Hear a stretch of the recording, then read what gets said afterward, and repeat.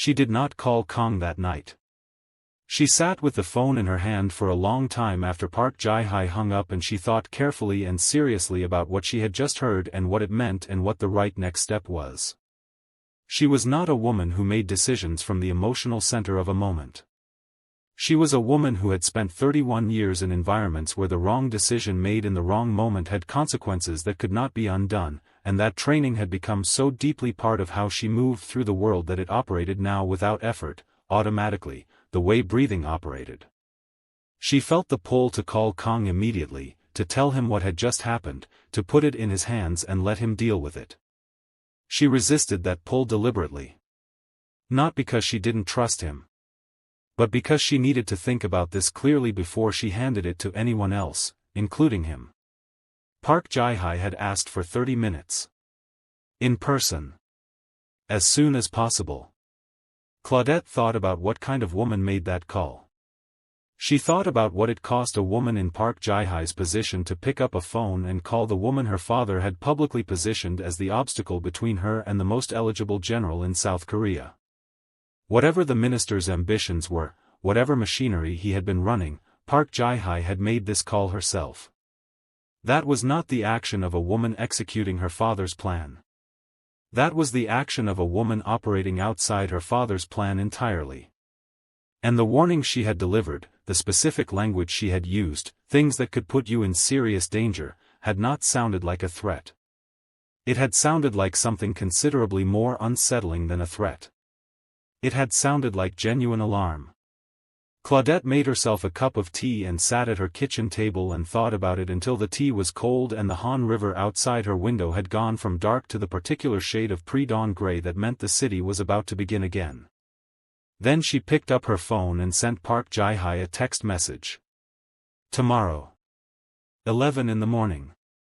You choose the place. I will be there. The response came back in 4 minutes. Thank you. I will send the address in the morning. Claudette went to bed for 3 hours and slept the way she had learned to sleep in field hospitals, efficiently and without waste, taking the rest that was available because she had learned long ago that you could not predict when the next opportunity for rest would come, and it was foolish not to use the one in front of you. She woke up at 6:15, made her coffee, got ready for her shift, and went to work. She moved through Monday with her usual precision. She did not tell Ji-young. She did not tell her supervisor. She did not tell Kang, though he sent her 2 texts during the day, one in the morning checking on the administrator meeting and one in the afternoon that said simply thinking of you, which she read standing at the nurse's station and which landed in her chest with the particular warmth it always landed with, and which she allowed herself to feel for exactly the time it took her to read it before she put her phone away and went back to her patients. She told him that evening. Not about the administrator meeting first. About Park Jihye. The silence on his end when she told him lasted long enough that she checked twice to make sure the call hadn't dropped. Kang, she said. I am here, he said. His voice was completely controlled and completely quiet, and she had learned enough about him to understand that complete control and complete quiet together meant something significant was happening underneath both. She called you directly. Yes. On your personal phone. Yes. Another pause. How did she get your number? I don't know, Claudette said. I didn't ask. It seemed like the less important question. You're right, he said immediately. It is. She heard him exhale slowly. What exactly did she say? Claudette told him word for word, the way she had rehearsed it in her head during her shift, precise and complete, leaving nothing out. When she finished he was quiet again, and this time she let the quiet be what it needed to be and did not fill it. Are you going to meet her? He said finally. I already confirmed it, Claudette said. Tomorrow at 11. She is sending the address. A pause. Claudette. I know what you are going to say, she said. I don't think you should go alone, he said. I know that is what you were going to say, she said. And I want you to hear me when I tell you that I am going alone. Park Jihye took a significant risk calling me. She did it without her father's knowledge and almost certainly against his interests. If I show up with anyone else or if she has any reason to believe that our conversation is going to go anywhere other than directly between the two of us, she will not tell me what she actually came to tell me. I need to hear it from her directly and I need her to trust that I am hearing it directly. That means I go alone. The pause this time was the pause of a man who disagreed and knew that he was not going to win the disagreement and was deciding how to handle that with dignity. Will you call me immediately after, he said. The moment I leave, she said. And if anything feels wrong before you get there. Kang, she said, gently but firmly. I am a 62-year-old retired lieutenant colonel. I am meeting a 39-year-old woman in a coffee shop in Seoul in the middle of the morning. I will be fine. I know you will be fine, he said. I know that. He stopped. I know, she said quietly. I know. They said goodnight and she went to bed, and in the morning the address came through as promised, a small cafe in Gangnam that she looked up and confirmed was a real, well-reviewed, entirely ordinary establishment, and she took the subway there and arrived 5 minutes early because she was always 5 minutes early, and she walked in and saw Park Jihye immediately. She had seen photographs of her in the press coverage of the minister's announcement. In the photographs she had looked polished and composed, the daughter of a powerful man who had been raised to present herself as an asset. In person she looked younger and considerably less composed, sitting at a corner table with both hands wrapped around a coffee cup and the expression of someone who had not slept well in several days. She was beautiful in the way of women who didn't need to work at it, with sharp intelligent eyes and a precision to her features that reminded Claudette, oddly, of her father in the one photograph she had seen of him, which was perhaps the most uncomfortable observation she had made in recent memory. She stood when Claudette approached and bowed slightly and said, "Thank you for coming. Please sit down." Claudette sat.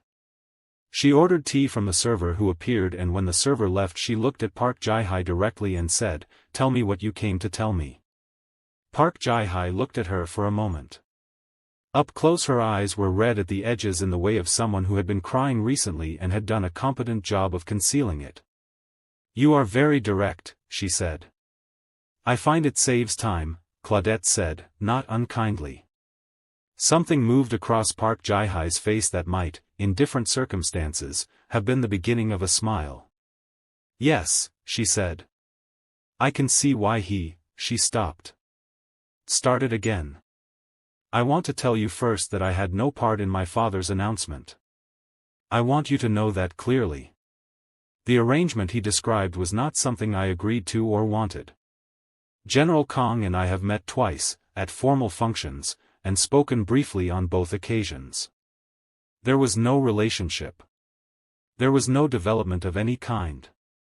What my father announced was his own construction entirely, and I am deeply sorry for the position it has put you in." "I appreciate you saying that," Claudette said. "Though it doesn't change what I came here to hear." Park Jihye nodded. She unwrapped her hands from the coffee cup and placed them flat on the table in the gesture of someone preparing to say something difficult. "My father is not a man who accepts being told no," she said. "In his professional life or his personal life. When General Kang made it clear through his office that he was not pursuing the arrangement, my father was," she chose the word carefully, "destabilized. He had told people. He had built plans around it.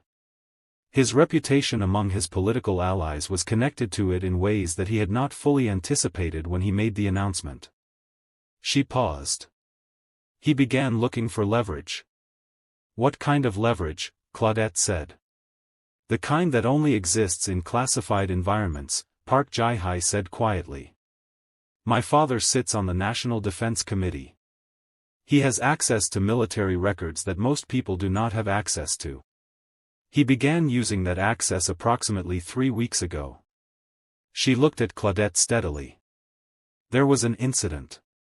11 years ago. A military operation that went wrong. Soldiers died. The official record attributes the deaths to enemy action and equipment failure. The unofficial record, the record my father has now accessed, tells a different story. Claudette was very still. What story does it tell? It tells the story of a commanding officer who made a decision under extreme pressure that directly contributed to the deaths of 4 of his own men, Park Jihye said. The decision was made in impossible circumstances. The inquiry at the time found no grounds for disciplinary action. The record was classified and the matter was considered closed. She paused. General Kang was that commanding officer. The cafe moved gently around them. Someone at the counter laughed at something. Outside on the Gangnam Street a delivery motorcycle went past. Claudette sat with what she had just heard and felt it settle into the full shape of what it was. Your father plans to leak this, she said. Yes, Park Jihye said. Not immediately. He is being strategic about it. He wants to use it first as private leverage to bring General Kang back to the arrangement. If that fails he will leak it publicly and frame it in the most damaging way possible.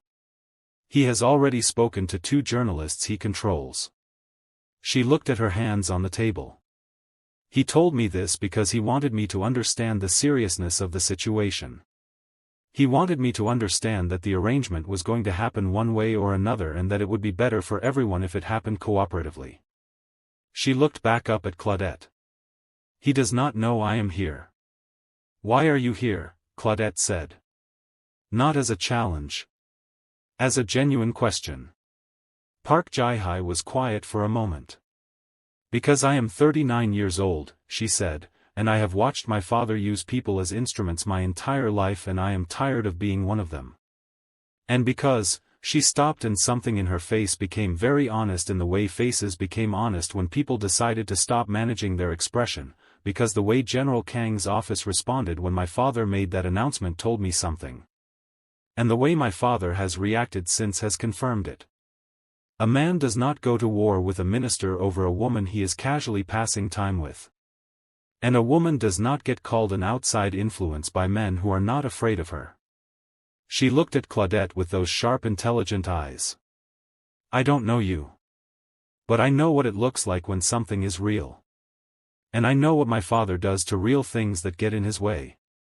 Claudette looked at her for a long moment. At the red edges of her eyes and the hands flat on the table and the 39-year-old woman sitting across from her who had called a stranger and asked for 30 minutes and shown up and told the truth at considerable personal cost. Thank you, Claudette said. For coming. For telling me. For taking the risk that this required. Park Jihye shook her head slightly. Please don't thank me. Just, be careful. Both of you. She picked up her coffee. My father is not a man who makes empty threats. The journalists he has spoken to are capable of shaping this story in ways that will be very difficult to recover from. General Kang's record of service is extraordinary, but public opinion is not always rational and my father knows exactly which buttons to push. She paused. If General Kang has anyone in the government he trusts completely, now would be the time to call them. Claudette nodded. She finished her tea and they sat for another few minutes in the quiet of 2 women who had come into each other's orbits through entirely accidental and entirely uncomfortable circumstances and had somehow, across a corner table in a Gangnam cafe, arrived at something that felt unexpectedly close to mutual respect. When they stood to leave, Park Jihye said, "For what it is worth, Ms. Morrison. I hope it works out." "I genuinely do." "So do I," Claudette said. "And for what it is worth, I hope you find something for yourself that has nothing to do with your father's plans. You deserve that." Park Jihye looked at her for a moment and something in her face was very young and very tired and very real. "Yes," she said quietly. "I think I do." They went their separate ways out of the cafe and into the Gangnam morning and Claudette walked half a block and then stopped and took out her phone and called Kang the way she had promised she would. He picked up on the first ring. "Tell me," he said. She told him everything. Word for word, the way she always did, precise and complete. She stood on a Gangnam sidewalk with Seoul moving around her, and she told him what Park Jihye had said about the classified record and the 4 soldiers and the inquiry and the journalists and the private leverage her father was planning to deploy, and when she was done the silence on his end was the longest silence she had ever heard from him. "Kang," she said. "It is true," he said. His voice was very quiet. Not defensive. Not afraid. Just quiet in the way of something that had been in the dark for a long time and had just been brought into the light. "What she told you. It is true." Claudette closed her eyes for a moment. Opened them. "I know," she said. "I know it is. And I need you to tell me. Not because I am asking you to defend yourself.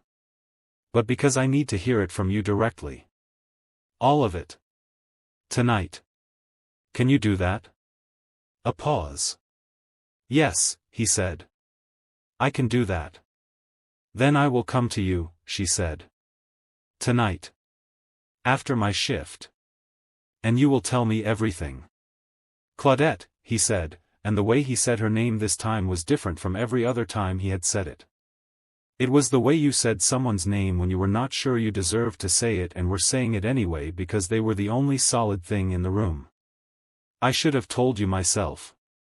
Before any of this." "Yes," she said simply. "You should have. But you are going to tell me tonight, and that is what matters now. We will deal with the rest after." She put her phone in her pocket and stood on the Gangnam sidewalk for one more moment with the Seoul spring moving around her, warm and bright and indifferent to the complexity of human lives the way cities were always indifferent and somehow always present anyway. Then she straightened up and walked to the subway and went back to her shift and did her work and waited for the evening to come. She arrived at his apartment in Yongsan at 7:30. He opened the door himself, out of uniform as she had only seen him on their Saturdays, in a dark sweater and trousers, and he looked, she thought, like a man who had been sitting with something heavy for several hours and was not pretending otherwise. She came in and he took her coat and she sat on the couch in his living room, which was spare and orderly and had exactly 2 personal photographs visible, one of a woman she understood was Soyeon and one of a younger version of him in military uniform with a woman who had his eyes and was clearly his sister, and he sat across from her and looked at her with the direct steady gaze that had always been one of the things she trusted most about him. 11 years ago, he said, I was commanding a special operations unit in a classified engagement near the northern border. I cannot tell you the specific details of the operation because they remain classified. What I can tell you is that we encountered a situation that was not in the parameters we had been given.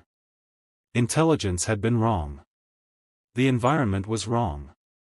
And I had 4 men in a position that was becoming untenable very quickly and a window of time in which to make a decision that was closing faster than anyone had anticipated.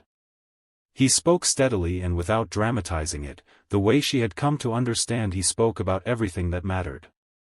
She listened the way she always listened, completely, without interrupting. The decision I made was to push forward rather than withdraw, he said. My assessment in that moment was that withdrawal carried a higher risk of total loss than advancing to the extraction point. I made that assessment in approximately 40 seconds with incomplete information and significant interference. He paused. I was wrong. The advance triggered an engagement we could not have anticipated from the intelligence we had. 4 men died. 2 others were critically wounded and survived. He looked at her steadily. I have thought about those 40 seconds every day for 11 years. Claudette sat with everything he had said. The full weight of it, the complexity of it, the particular and irreducible human reality of a man who had made a decision in 40 seconds with incomplete information and had been living inside the consequences of it for over a decade. The inquiry, she said, found that I had acted within the parameters of my command authority given the information available to me at the time, he said. That was the correct legal finding. It was not a finding that told me anything about whether I had been right. Those are different questions and the inquiry only answered one of them. And the other one, she said quietly. The one the inquiry didn't answer. He was quiet for a moment. I don't know, he said. I have never known. That is the thing I live with. Not the judgment of the inquiry. The 40 seconds. Whether a different man would have seen something in those 40 seconds that I did not see. Claudette looked at him across his spare orderly living room with Soyeon's photograph on the shelf and the Seoul night outside the window, and she thought about 31 years of her own decisions, and the ones that had been right and the ones that had cost something and the ones she would never fully know the answer to, and she thought about what it meant to carry something like this for 11 years with the particular discipline of a man who did not allow himself the relief of putting it down. "Kang," she said. "Look at me." He looked at her. "I have been a military nurse for 31 years, she said. "I have been present for the aftermath of decisions like the one you are describing more times than I can count. I have sat with the men who made them, and I have sat with the families of the men who didn't come home. And I want to tell you something that I know to be true from all of those years." She held his gaze steadily. "The men who never thought about it again were the ones I worried about. The men who thought about it every day for 11 years were the ones who understood what it meant to lead. Your 40 seconds does not tell me that you are a man who got something wrong. It tells me that you are a man who knows the weight of what you carry. That is not a character flaw. That is exactly the kind of character that should be leading people." He was very still across from her. She could see the thing moving through him, the thing that happened when someone said the true version of something you had needed to hear for a long time, and your whole system registered the truth of it before you had time to decide how to receive it. "I should have told you," he said again, quietly. "Yes," she said. "And I need to ask you why you didn't. Not to punish you for it. Because I need to understand it." He thought about this with the seriousness he brought to everything she asked him to take seriously. "Because I was afraid," he said. It came out simply, without the defensive architecture that most people put around admissions of fear. Just the plain fact of it. "Not of your judgment. I think I have known from very early on that your judgment would be fair. I was afraid of," he searched for it, "of being seen completely. Of there being no part of me that you didn't have access to. I have kept this particular room closed for 11 years, and opening it felt like losing the last piece of ground I was standing on that was entirely my own." Claudette nodded slowly. She understood this in a way that went beyond intellectual understanding, in the way you understood things that you had felt yourself in some form or another. The rooms people kept closed. The ground they stood on, that was entirely their own. She had had her own version of that room, her own version of that ground. "I understand that," she said. "And I am not angry. But I need you to know that I cannot be in this with you if there are rooms I am not allowed into. Not because I need to own every part of you. But because the only way I know how to be with someone is completely. That is who I am, and I am not able to be any other way." "I know," he said. "I know that about you. It is one of the things He stopped and then said it anyway, simply and directly, the way he said everything that was true. "It is one of the things I love about you." The words sat in the room between them. Neither of them moved for a moment. Outside, the Seoul night pressed against the windows and the city hummed its enormous indifferent hum, and inside his spare orderly living room something shifted into a new configuration that both of them felt and neither of them rushed to name. "We have a minister to deal with," Claudette said finally, her voice quiet but steady. "Yes," he said. The word carried everything. The acknowledgement of what he had just said and her response to it, and the reality of what was in front of them, and the fact that they were going to face it together. "Tell me what you are thinking," she said. "I am thinking," he said, "that I have spent 11 years allowing this to be a weight I carried alone because I believed that was the correct way to carry it. And I am thinking that Park Jihye was right, that I need to call someone I trust in the government before her father moves first. And I am thinking," he looked at her with that expression that was past the gladness and past the openness and all the way into something that had no more protection around it, something entirely unguarded and entirely certain, "that I am done keeping rooms closed. From you or from anyone else. That whatever comes next, I want to face it as the full version of myself. Not the version that has been managing what people are allowed to see for 34 years. Claudette looked at him for a long moment. Then she said, "Then let's start there. Tell me who you trust in the government. And let's figure out what we do next." He told her. And they sat in his living room in Yongsan until well past midnight, working through it with the combined intelligence of a retired American lieutenant colonel and the most decorated general in South Korea, and somewhere in the middle of that conversation, between the strategy and the contingency plans and the careful thinking about who could be trusted and who could not, she reached across and put her hand over his on the table, and he turned his hand over and held hers, and neither of them said anything about it because nothing needed to be said. The person Kang trusted in the government was a man named Deputy Minister Choi Sung-han, who had served alongside him in the early years of his military career and had moved into the civilian side of government 15 years ago and had remained, through all the political weather of those 15 years, the kind of person who was the same in private as he was in public, which was rarer than it should have been at that level and which was the primary reason Kang trusted him. He called Deputy Minister Choi the following morning, and the conversation was brief and direct in the way of two men who had known each other long enough to skip the parts that didn't matter.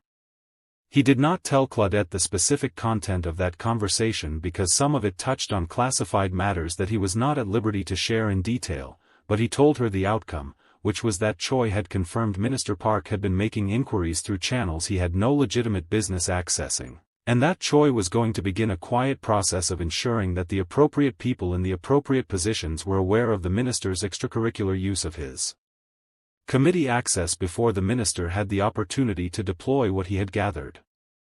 "What does that mean in practical terms?" Claudette asked. They were on the phone, the evening after the call with Choi, and she was sitting at her kitchen table with her tea the way she always sat when they talked in the evenings. "It means that Minister Park is about to discover that the leverage he thought he had has become considerably more complicated to use," Kang said. "A minister who leaks classified military information that he accessed without proper authorization is not a minister who emerges from the subsequent investigation with his reputation intact. Choi is making sure that the relevant people understand that chain of events before Park has the opportunity to present the leak as something other than what it is. He is boxing him in," Claudette said. "Yes," Kang said. "Before Park can box us in first. And the journalists he has already spoken to. Choi is handling that as well," Kang said. "Not by threatening them. By ensuring they understand the full legal exposure that comes with publishing material derived from improperly accessed classified records. Journalists who understand their own liability tend to make more careful editorial decisions." Claudette turned her teacup slowly in her hands the way she had noticed he turned his coffee cup when he was thinking. She had caught herself doing it recently and had not decided whether to find that amusing or significant. "And Park himself," she said. "When he realizes what is happening, he will be angry," Kang said simply. "He will look for another avenue. But his primary avenue has been compromised and he knows it, and he will know that I know it. The calculation he was making depended on the threat being viable. Once the threat is no longer viable, the calculation changes." "Does it change enough?" Claudette said. "Or does an angry man with resources and wounded pride simply find a different way to cause damage?" A pause. "That is the question I cannot fully answer yet," he said honestly.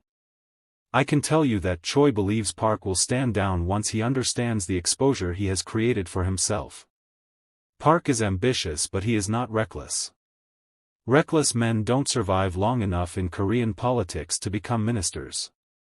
Ambitious men who feel cornered sometimes become reckless," Claudette said.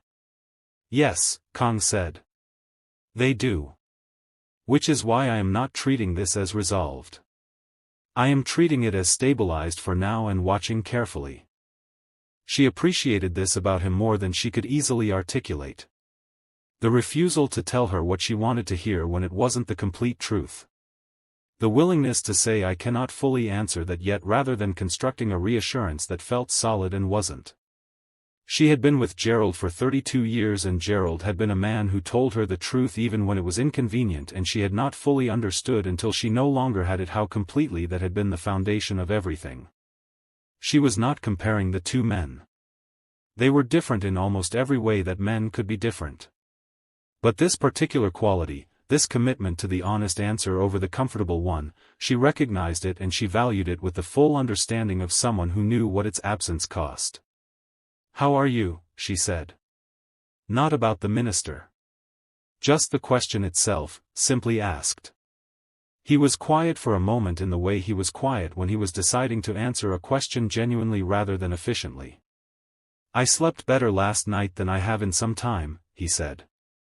"I am not entirely sure what to do with that information, but I thought you should have it." Claudette smiled at her teacup. "I slept without the ceiling fan again," she said. A pause, and then the quiet in it was warm in a way that needed no elaboration from either of them. "My sister arrives Friday evening," he said. "She is staying through Sunday. I would like you to have dinner with us on Saturday if you are willing." "I'm willing," Claudette said. "She will have questions," he said. "Many of them. She is not subtle about her curiosity." "Neither is Maxine," Claudette said.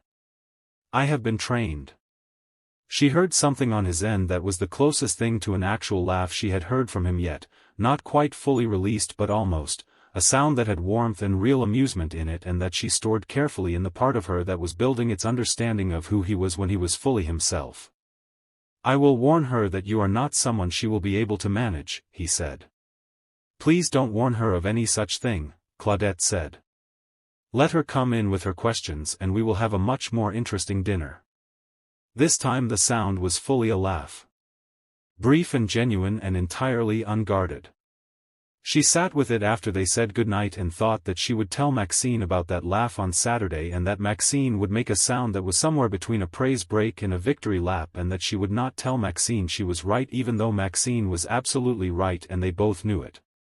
Friday came and she did not meet the sister on Friday because Kang had a dinner with senior military officials that evening that had been scheduled for weeks and could not be moved, but he texted her at 10:30 that night and said she is here and she is already asking questions and I have told her Saturday and she has informed me that Saturday is too far away. Claudette read this in bed and smiled at her phone and typed back tell her Saturday is not negotiable and put her phone on the nightstand and went to sleep. His sister's name was Kang Minji and she was 54 years old and she was, Claudette understood within approximately 90 seconds of meeting her, the person in the world who knew Kang Jiwoo most completely and most honestly and was most entirely unimpressed by him in the particular way that only siblings achieved.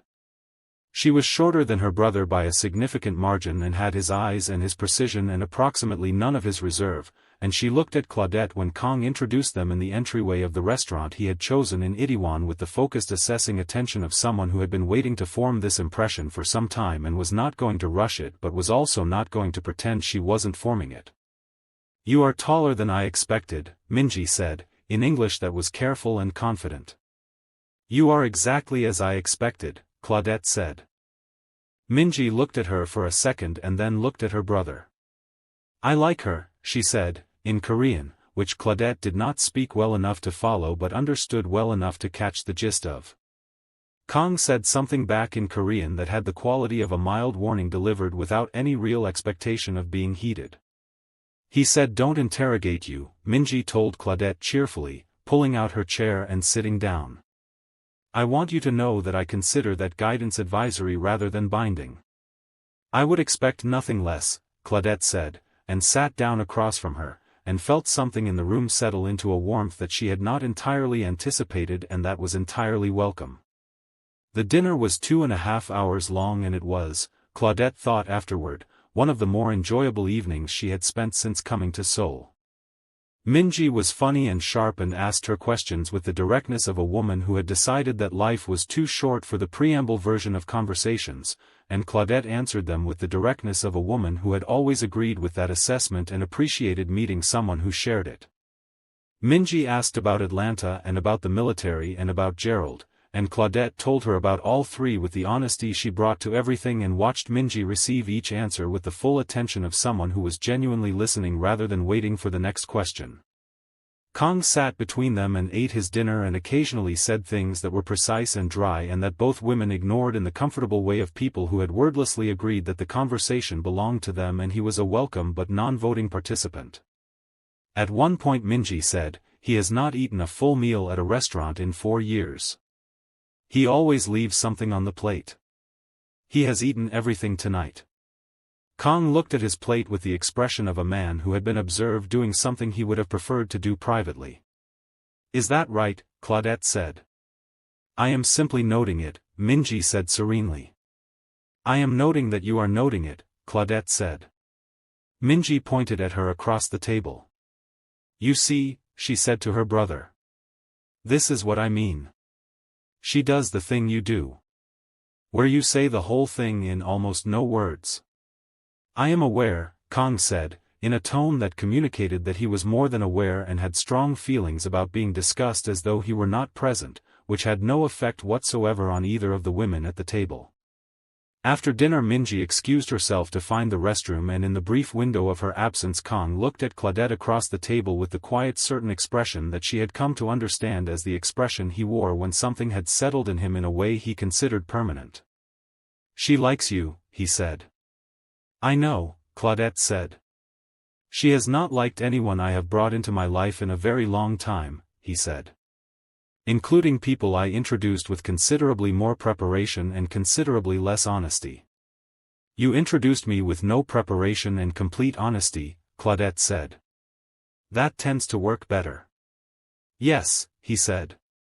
I am learning that. He looked at her for a moment longer. Thank you for tonight. For being exactly yourself without adjusting any of it for the occasion. I don't know how to be any other way, she said. I know, he said. That is exactly what I am thanking you for.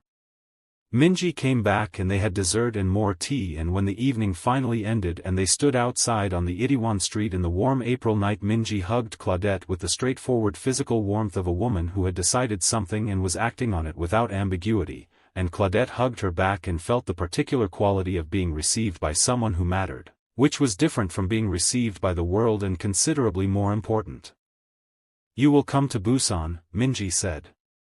It was structured as a future fact rather than an invitation. When things are settled. You and Jiwoo both.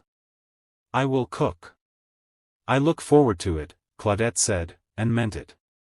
Minji said something to her brother in Korean that made him look at the sidewalk briefly and then back up with the expression of a man who was outnumbered and knew it, and then she got into the car that was waiting for her and was gone, and Kang and Claudette stood on the Itaewon street in the warm night, and he walked her to the subway the way he always did, and at the entrance they stood the way they always stood. What did she say to you? Claudette said. At the end. In Korean. He was quiet for a moment. She said, he said carefully, that if I was foolish enough to let you go she would never forgive me, and neither would the memory of our mother. Claudette looked at him. Heavy artillery, she said. Minji operates exclusively with heavy artillery, he said. It is her primary communication style. Claudette shook her head and smiled and looked at the subway entrance and then back at him. He was standing in the Itaewon night looking at her with everything unguarded the way it had been in his living room, no architecture, no management, just the man himself entirely present, and she thought about what Minji had said and what he had said in his living room and what she had said back to it, and the hand on the table and the ceiling fan and Gerald's voice telling her to go see the world, and she thought that the world had, in its own roundabout and entirely unexpected way, shown her something worth seeing. Good night, Kang, she said. Good night, Claudette, he said. And then, quietly and simply, I meant what I said. In the living room. I want you to know that I meant it. She looked at him for a moment. I know you did, she said. I meant what I didn't say back. She watched understanding move through his face, quiet and complete, and she turned and went down the subway steps, and this time she did not look back and did not need to, because she knew and he knew, and the knowing was enough for tonight. She called Maxine from the platform. The sister approved, she said, before Maxine could ask. Maxine's sound this time was a full praise break, no ambiguity, unambiguous victory. Gerald sent you a general, baby. Good night, Maxine, Claudette said. Claudette Morrison, you hang up this phone and I will. She hung up smiling so broadly that the young man waiting for the same train looked at her and smiled too without knowing why, the way smiles sometimes traveled between strangers when they were genuine enough, and she got on her train and rode it home through the warm Seoul night thinking about Busan and Minji's cooking and the look on his face when she said I meant what I didn't say back, and she thought that Gerald, wherever he was probably smiling the way he smiled when he had been right about something and was too gracious to say so out loud. The week after the dinner with Minji was quiet in the way that weeks were sometimes quiet before they were not. The hospital had settled back into its normal rhythm, the looks and the corridor adjustments fading as the information lost its novelty the way information always did. Ji-young had stopped looking at her with careful courtesy and gone back to appearing at supply room doors with questions about medication dosages, which Claudette considered a restoration of the correct order of things. Director Yoon had not called her back into his office. The press had not run anything new.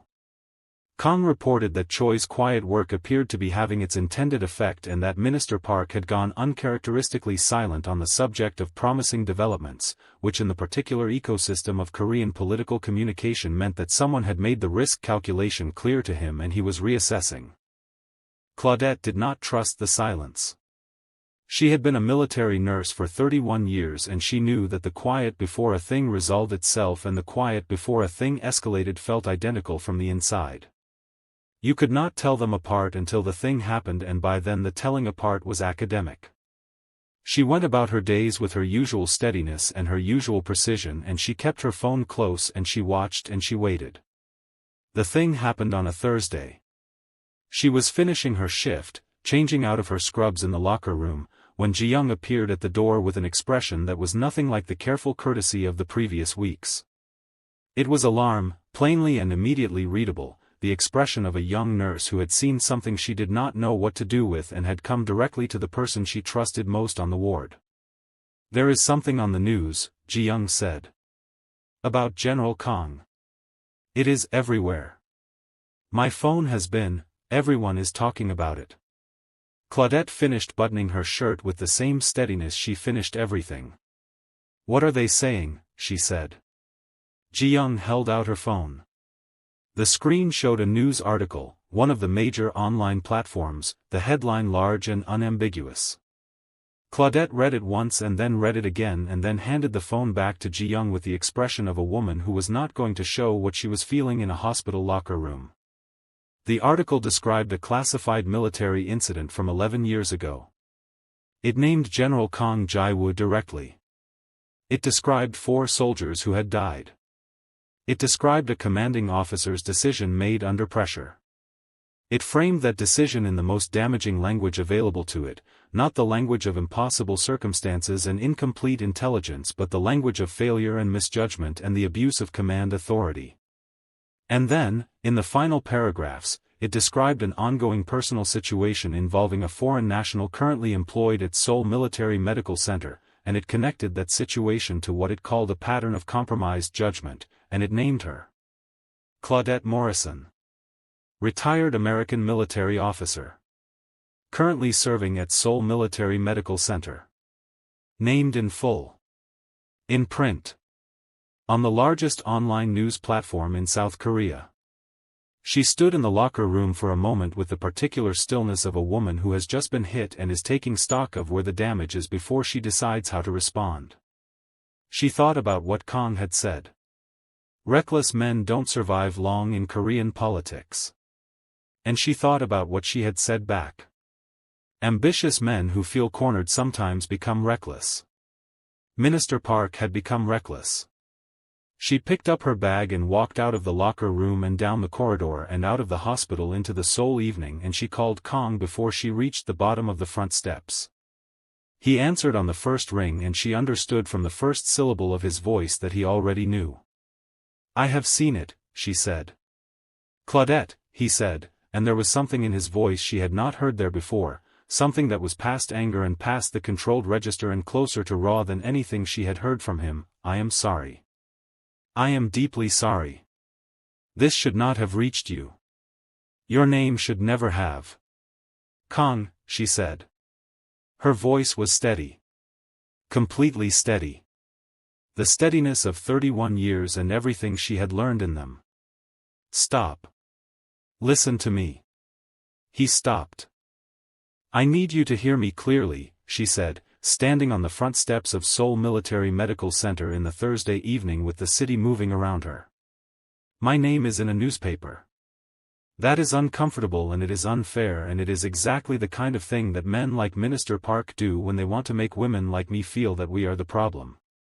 I have been made to feel like the problem by people with considerably more practice than a Korean government minister and I am still standing. My name in a newspaper does not change anything about who I am or what I know to be true or where I stand. She paused. What I need to know right now is where you stand. Not where Choi stands or what the strategy is or what happens next. Where you stand. Are you clear about that? The silence this time was not long. I am clear, he said, with a quiet and a certainty that had nothing managed about it. I have never been more clear about anything. Then that is enough for tonight, she said. Call Choi. Handle what needs to be handled. And call me when you are done. I will call you when I am done, he said. She walked to the subway and went home and made her dinner and ate it at her kitchen table and called Maxine and told her everything, every word of it, from the hospital locker room to the front steps to what he had said and what she had said back. Maxine listened to all of it without making a sound, which was unprecedented in Claudette's experience of Maxine, and when it was done there was a silence and then Maxine said, in a voice that was entirely serious in a way Maxine's voice was not always entirely serious, baby. Are you all right? Yes, Claudette said. And then, because it was Maxine and Maxine always got the honest version, I don't know yet. I think so. Ask me again in a few days. I'm asking you every day, Maxine said firmly. Every single day until this is done. You hear me? I hear you, Claudette said. And Claudette? Yes. That man said he has never been more clear about anything, Maxine said. You know what Gerald used to say about clarity. Claudette was quiet for a moment. She knew exactly what Gerald used to say about clarity. He used to say that clarity was the most underrated form of love.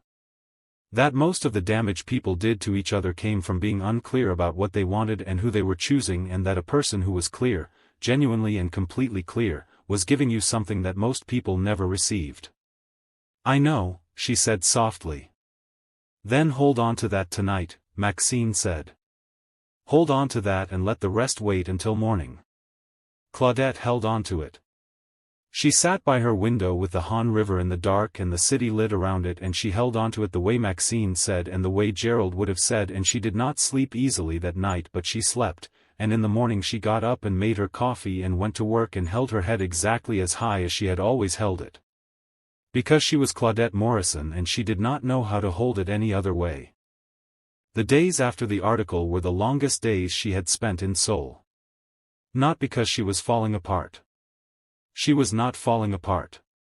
She went to work every morning with her back straight and her station immaculate and her patients receiving every bit of the care and attention they had always received from her, not 1 percentage point less, because the one thing she had decided in the first hour after reading her name in that article was that she was not going to allow Minister Park the satisfaction of affecting the quality of her work. Her work was hers. It had always been hers.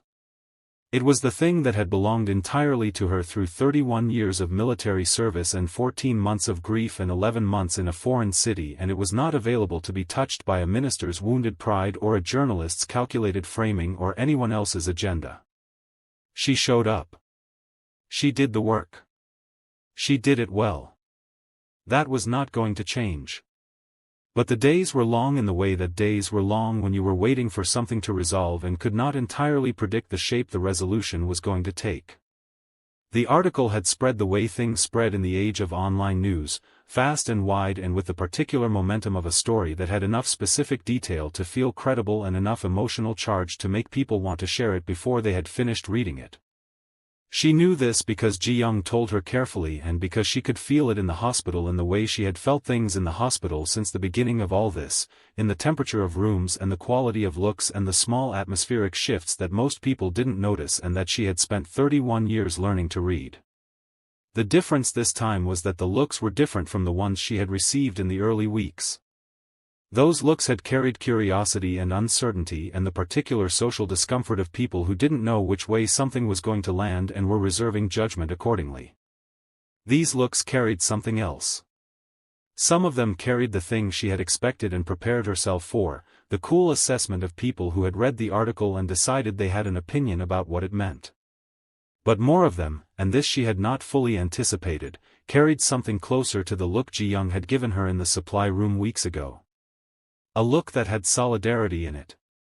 A look that said we see what is happening here and we know what it is even if we cannot say so out loud in a military hospital that has relationships to maintain with the Ministry of Defense. On the second day after the article, a senior physician named Dr. Lim, who had worked at the hospital for 20 years and had never said more than professionally necessary words to Claudette, stopped her in the corridor and said, quietly and directly, "I want you to know that a number of us consider what has been written to be both inaccurate and unjust. And that your standing in this hospital is not diminished in any way by what has been printed." He said it and walked on without waiting for a response, which was exactly the right way to say it, and Claudette stood in the corridor for a moment and felt something move through her that was not quite the tears she was not going to cry at work but was in the same neighborhood. She told Kang about Dr. Lim that evening. They had been talking every evening since the article, longer calls than usual, calls that ranged across everything from the immediate situation to things that had nothing to do with it, and she had come to understand that the calls were doing something important for both of them, anchoring each of them to the thing that was real underneath all the noise. He listened to the Dr. Lim story with the quiet attention he brought to everything she told him, and then he said, "There are good people everywhere. Even in the places where the institution itself is failing to be good." "Yes," she said. "I have always believed that." "I know you have," he said. "It is one of the things that makes you who you are. You never let the institution stand in for the people inside it." She thought about this after they hung up. About institutions and the people inside them and the difference between the two and how easy it was to collapse them into the same thing and how important it was not to. She had been making that distinction her entire career. Between the army as a structure and the people she served alongside. Between a hospital and the humans who worked in it. Between a government and the citizens it was supposed to represent. The distinction mattered. It had always mattered. And she was not going to stop making it now just because the institution was currently being wielded against her. Choi's work continued quietly in the background. Kang updated her every day, always directly and always completely, the room-keeping he had promised to stop doing entirely absent from his communication now in a way that she felt as a consistent and deliberate thing, not the absence of management but the presence of trust. Choi had spoken to the journalists. The platform that had published the article had received a formal communication from two separate government legal offices regarding the provenance of the classified material in the piece. The article had not been taken down but a correction notice had been attached to it and two follow-up pieces that had been planned had been quietly shelved. The minister had gone silent in a way that Kang described as the silence of a man who has looked at his next move and found that all of them led somewhere he does not want to go. "Is it over?" Claudette asked, on the fourth evening. "The immediate threat is neutralized," Kang said carefully. "Whether it is over depends on what Park decides to do with the corner he has painted himself into. Men like Park do not always make rational decisions when they are cornered." "No," she said. "They don't. But I believe," he said, "that Choi has made the cost of further action clear enough that even an irrational decision would have to contend with consequences that Park is not willing to accept. He has his political career to protect. That is ultimately more important to him than winning this particular battle." "You sound almost certain," she said. "I am approximately 75% certain," he said. "I want to be honest about the 25%. "I appreciate the 25%, she said. The silence that followed was the warm kind, the kind that had become familiar and easy between them, the kind that no longer required filling. Outside her window Seoul was doing its evening and the Han River caught the last light of the day and held it for a moment before the dark came and she sat with her tea and the warmth of the silence and thought about 75% and decided that 75% was enough to breathe with. It was on the 6th day after the article that the thing happened that she had not anticipated and that rearranged something in her in a way she was still processing a week later when she thought back on it. She was on her lunch break, sitting in the hospital courtyard where the orderlies sometimes ate outside, the same courtyard she could see from the cafeteria window where she had sat with Kang on their first unofficial meeting all those weeks ago.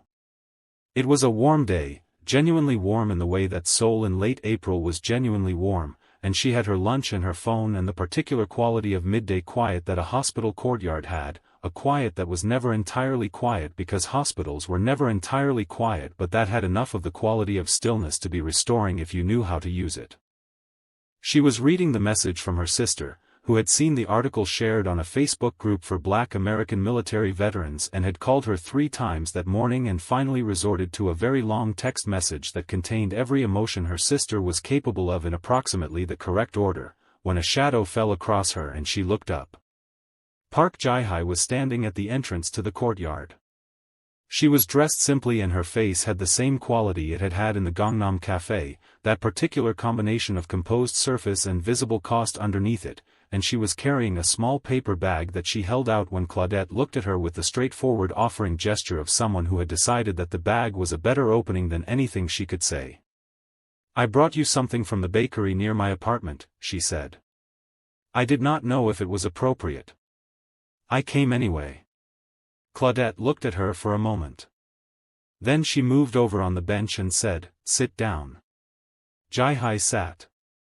She set the bag between them and Claudette opened it and found 2 small pastries that smelled like butter and red bean and she took one and Jihye took the other and they sat in the hospital courtyard in the warm April midday and ate their pastries in a silence that was not uncomfortable. "I want to tell you that I had nothing to do with the article," Jihye said, when the pastries were gone. "I know that," Claudette said. "And I want to tell you that I am sorry. I know that my apology is not," she searched for the word, "it is not adequate. I know that.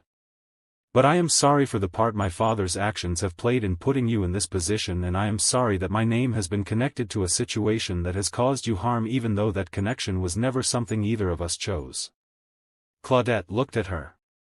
At the careful English and the genuine distress underneath the composure and the 39-year-old woman sitting on a hospital bench having brought pastries as an opening because she hadn't known what else to bring. "You don't need to apologize for your father," Claudette said. "You are not responsible for what he does." "No," Jihye said quietly. "But I am sitting here anyway." "Yes," Claudette said. "You are." She looked at the young woman beside her for a moment. "What are you going to do? About your father? About your situation?" Jihye was quiet for a moment in the way of someone who had been thinking about a question for a long time and was deciding how honest to be about where they had landed. "I have been having a conversation with a lawyer," she said carefully. "About options. About what is available to me in terms of establishing a degree of independence from my father's professional activities that would make it clear I am not a participant in them." "That sounds like someone who has made a decision," Claudette said. "It sounds like someone who is close to one," Jihye said. Something in her face shifted into something younger and less managed. "It is more complicated than it sounds. He is my father. And Korean family structures are." "I know what family structures are," Claudette said, not unkindly. "I am from the American South. We have our own version of that particular complexity." She looked at the courtyard, at the square of sky above it bright and blue and entirely indifferent. "I will tell you what I have learned in 62 years about family and obligation and the difference between love and control. Love does not require you to participate in harm. Love does not ask you to make yourself smaller so that someone else's plans have more room. What love asks is that you show up honestly and remain present through difficulty. What you have done in the last several weeks, the phone call, the cafe, coming here today, that is love. What your father has been doing is something else entirely and you are not obligated to call it by the same name. Jihye was very still beside her. She was looking at the courtyard with the expression of someone receiving something they had needed to hear for a long time and were not entirely sure what to do with now that they had it. You sound like someone who had to learn that themselves, she said quietly. Everyone learns it themselves, Claudette said. That's the only way it sticks. They sat for a few more minutes in the warm courtyard and then Jihye stood and said she needed to go and Claudette stood with her and they looked at each other for a moment, two women on the opposite sides of a situation that neither of them had chosen and both of them had navigated with more dignity than the situation had deserved. I hope things get easier for you, Jihye said. I hope the same for you, Claudette said. Genuinely. Jihye nodded and left, and Claudette sat back down in the courtyard and finished her lunch and thought about what it meant that the minister's daughter had come to a hospital courtyard with pastries and an apology, and she thought about what she had said about love and control and whether she had said it for Jihye or for herself or for both of them, and she thought that some days the world was more complicated and more human than you expected it to be and that on balance she considered that a grace rather than a burden. She did not tell Kang about Jihye's visit immediately. She sat with it for 2 days first, turning it over in the way she turned things over when she needed to understand them fully before she handed them to someone else. When she told him he was quiet for a longer time than usual and then he said, "She is braver than her father deserves." "Yes," Claudette said. "She is." Another pause. "And you? How are you?" "Not about the situation. How are you?" She thought about this honestly the way he always asked her to think about things and she always did. How was she? She was tired in the way that sustained difficulty made you tired, not the tiredness of defeat but the tiredness of effort, of holding yourself correctly through something that required continuous holding. She was clear in the way she had been clear since the beginning, about what was true and what mattered and where she stood, and that clarity was not diminished, not even slightly, by the tiredness.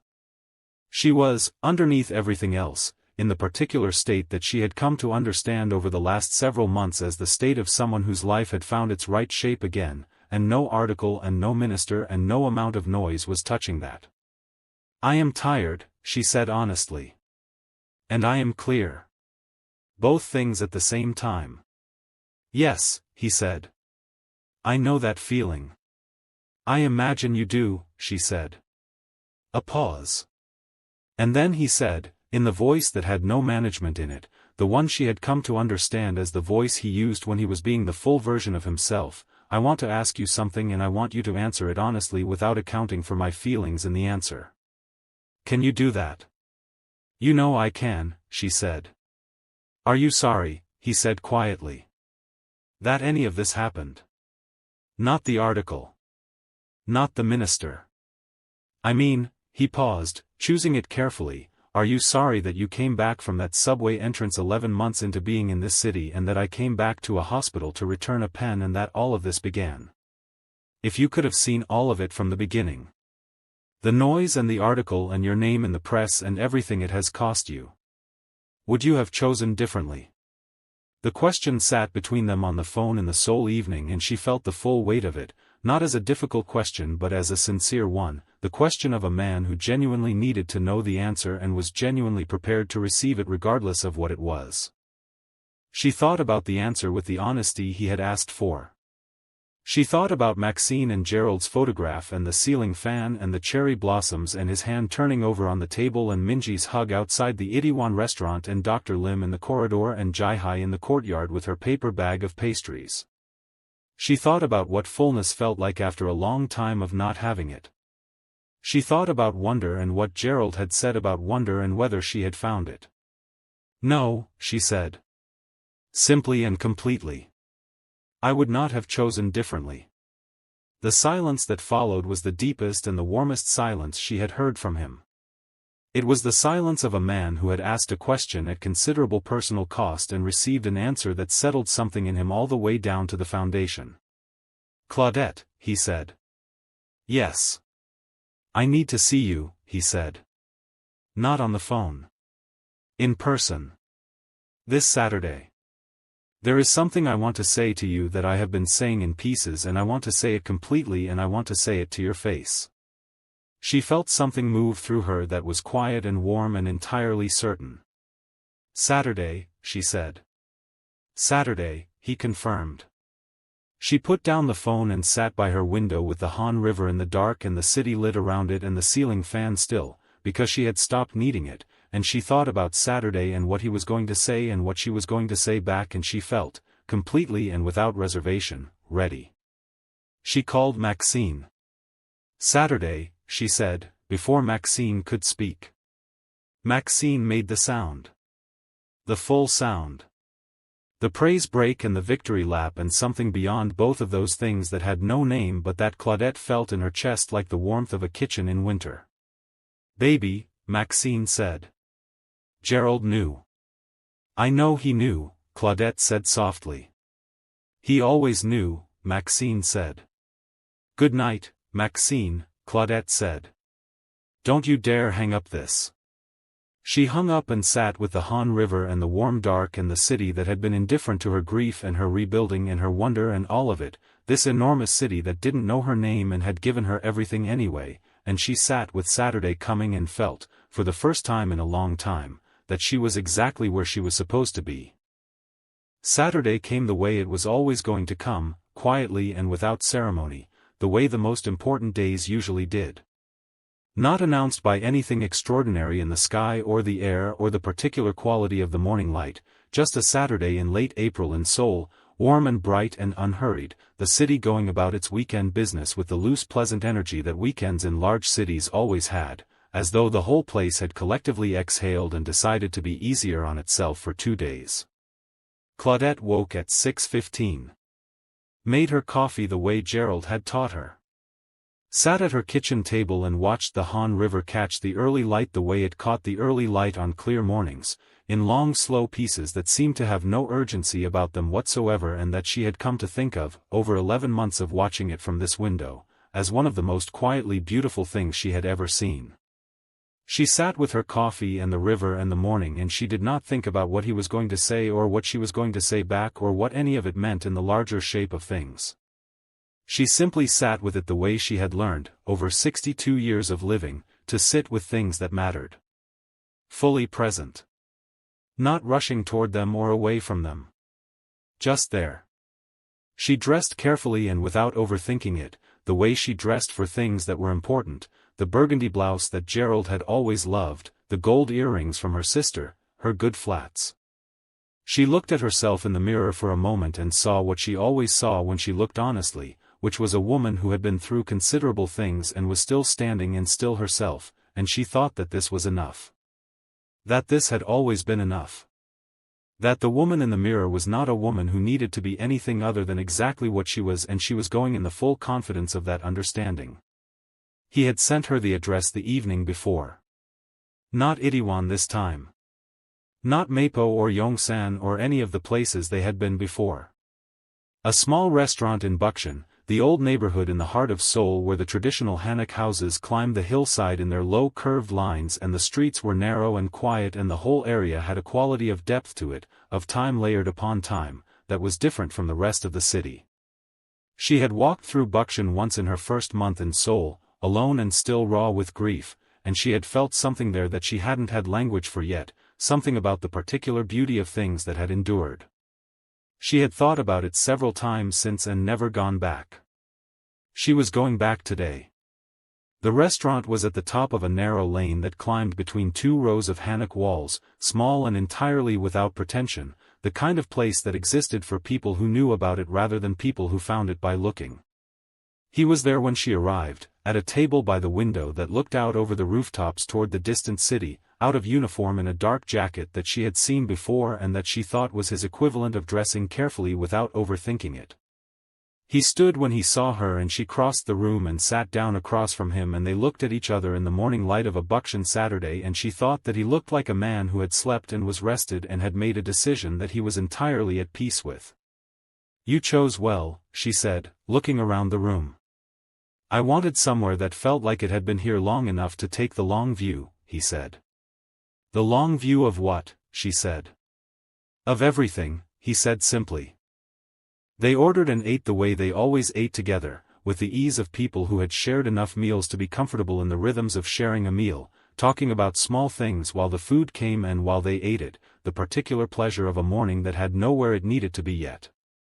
He told her that Minji had called the night before and had spent 40 minutes telling him things he already knew in the guise of advice, which was Minji's primary mode of expressing affection. She told him that her sister had finally stopped sending her emergency text messages and had moved into the phase of sending her encouraging ones, which was progress.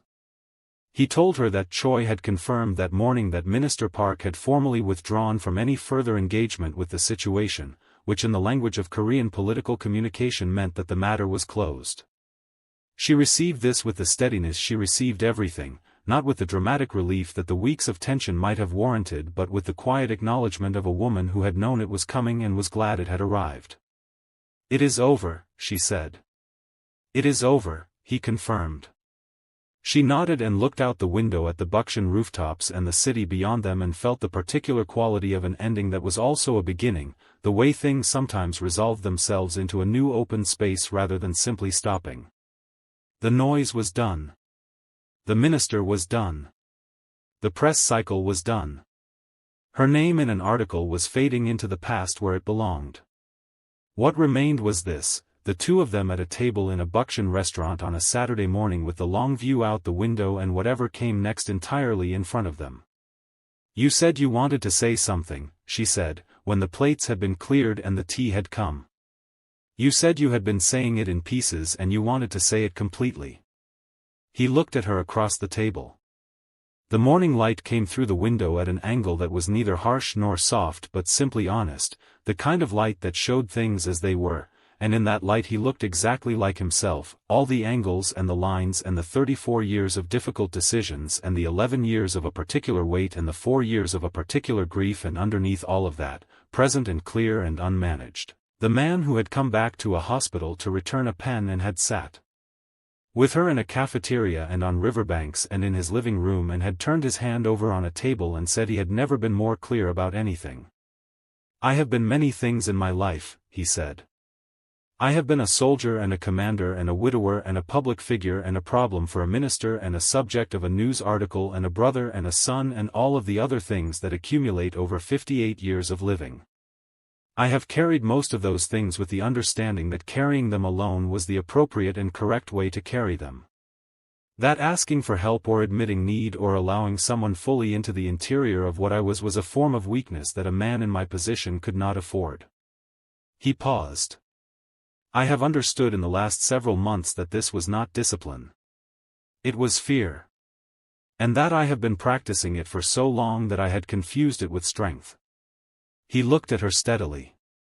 She did not look away.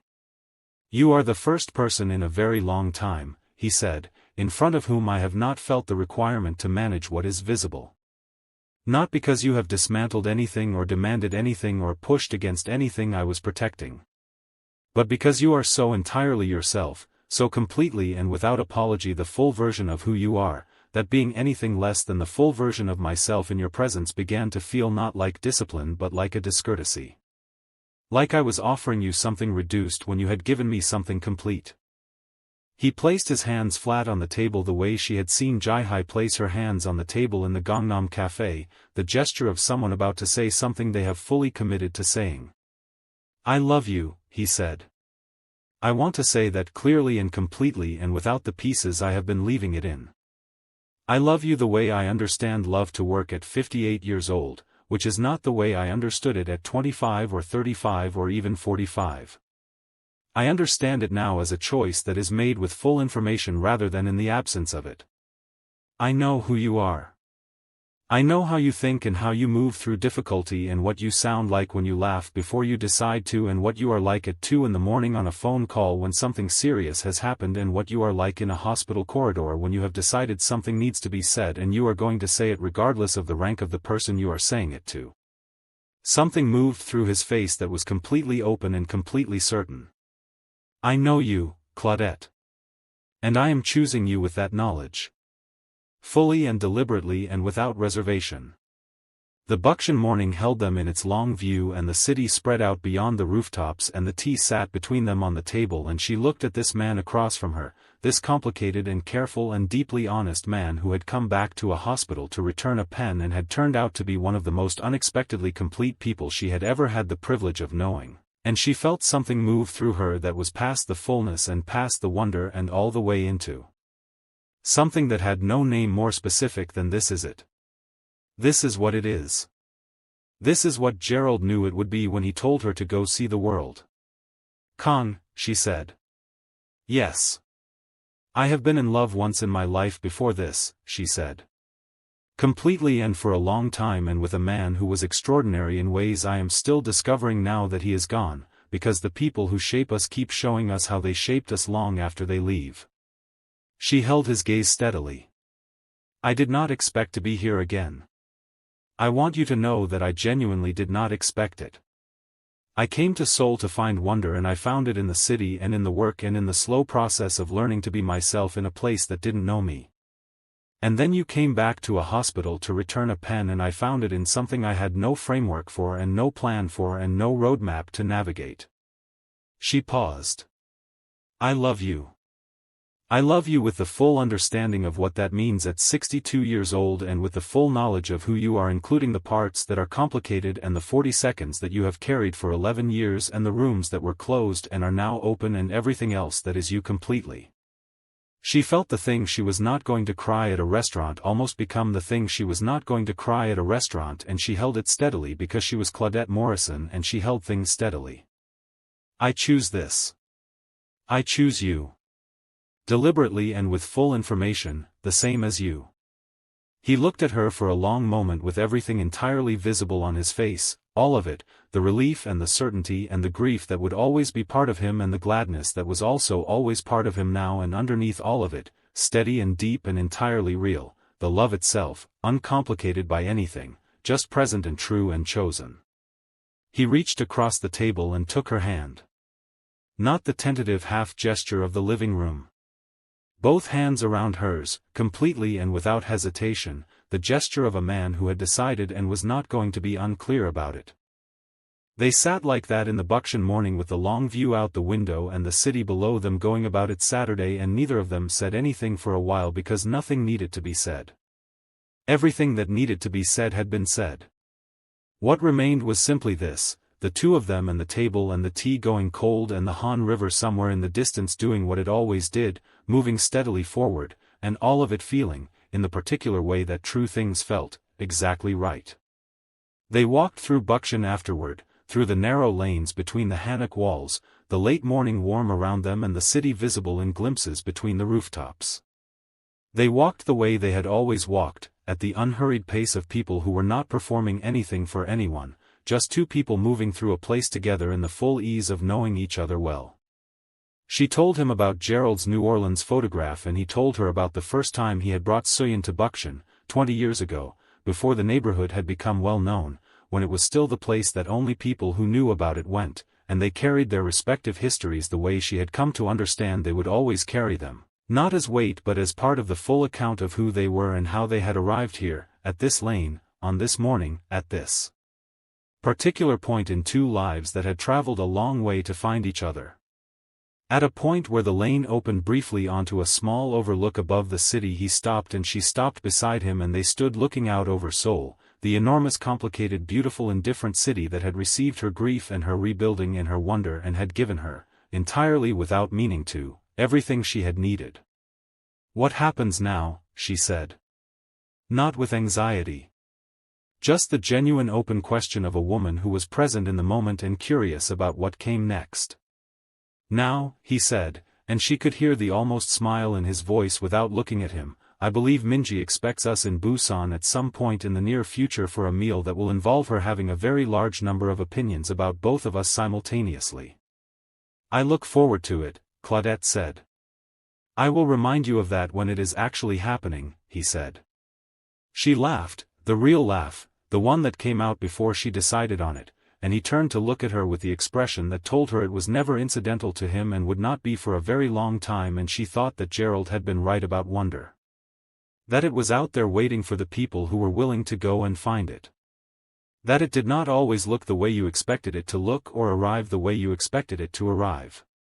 That sometimes it arrived as a man in a trauma bay who needed to be told to lie down, and sometimes it arrived as a pen returned to a hospital by someone who could have sent an aide, and sometimes it arrived as a Saturday in Bukchon with the long view and both hands and everything said completely. She called Maxine that afternoon from her apartment, sitting at her kitchen table with her tea and the Han River in the window and Gerald's photograph on the nightstand where it had always been and where it was going to stay because he was part of this story too and always would be. Maxine answered on the first ring. "Tell me everything," Maxine said. So she did. She told Maxine everything, from the Bukchon restaurant and the morning light and his hands flat on the table to the walk through the narrow lanes and the overlook above the city and the laugh that came out before she decided on it. She told it the way she always told Maxine things, completely and without leaving out the parts that mattered, and Maxine listened to every word of it without interrupting, which remained the most remarkable thing Maxine had ever done in their 40 years of friendship. When she finished there was a silence and then Maxine said, very quietly, "Baby. You found it." "Yes," Claudette said. "I found it." "Gerald knew you would," Maxine said. "He told me before he died. He sat me down and he said, Maxine, when I am gone you make sure she goes. You make sure she does not stay in that house and make a smaller life than she deserves. He said she has more living to do than she knows and she just needs somebody to tell her to go do it." Claudette was quiet for a long moment. Outside the window the Han River moved in the afternoon light and Seoul went about its endless Saturday and Gerald's photograph sat on the nightstand with his New Orleans smile and the ceiling fan was still and had been still for weeks now. "He told you that," she said softly. "He told me that," Maxine said. "So you see I have just been following instructions this whole time."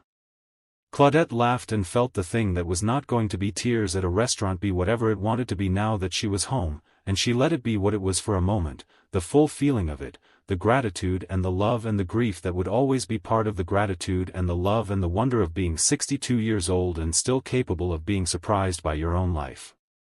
"Thank you, Maxine," she said. "For all of it." "Don't thank me," Maxine said warmly. "Thank Gerald. Now. Tell me everything again from the beginning because I need more details about what he said and exactly how he looked when he said it and I want you to leave absolutely nothing out this time." Claudette smiled at her window. "At the river and the city and the afternoon and all of it." "Good night, Maxine," she said. "Claudette Adele Morrison if you hang up this phone." She hung up. She sat for a while longer at her kitchen table with her tea going cool and the Han River in the window and the city doing what the city always did, enormous and alive and entirely itself.